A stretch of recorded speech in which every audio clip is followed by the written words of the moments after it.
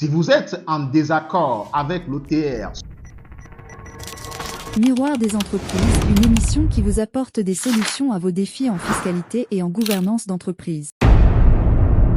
Dans notre émission précédente, vous avez identifié les entités qui peuvent faire l'objet de contrôle fiscal et appris comment vous pouvez vous préparer efficacement. Aujourd'hui, vous allez découvrir les obligations des entreprises en cas de contrôle fiscal et surtout les recours légaux contre l'administration fiscale en cas de redressement. Mais d'abord, félicitations pour avoir regardé l'émission jusqu'ici.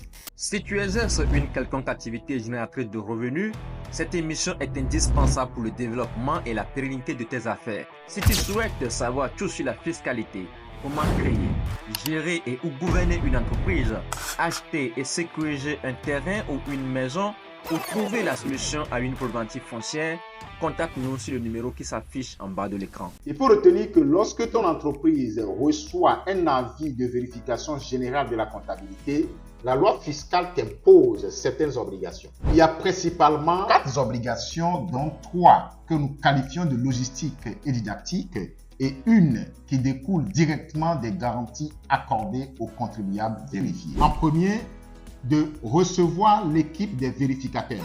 Deuxièmement, mettre à leur disposition les livres et documents visés par des réglementations comptables, fiscales et douanières dans les délais indiqués. 3. Mettre à leur disposition un local adapté à l'exercice du contrôle. Enfin, 4.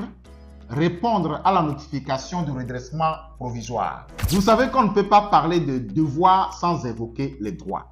La plupart des contrôles fiscaux aboutissent à un redressement, donc au rappel des impôts, droits et taxes au titre des exercices contrôlés. Si vous êtes en désaccord avec l'OTR sur l'exactitude des impôts réclamés, quels sont vos droits?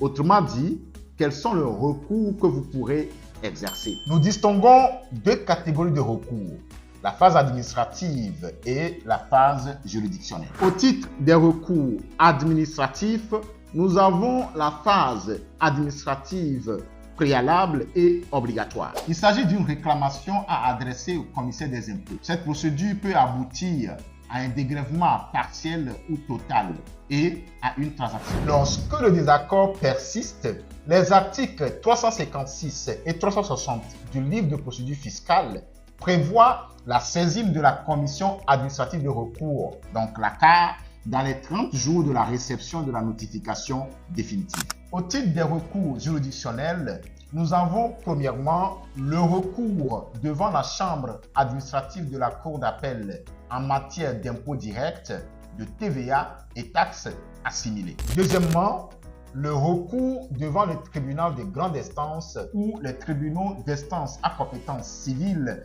en matière de droit d'enregistrement, droit de timbre et taxes assimilées. Notez que notre formation spéciale sur le thème « Comment anticiper et gérer un contrôle fiscal » est programmée sur les 29 et 30 juillet 2025. Inscrivez-vous déjà pour réserver votre place.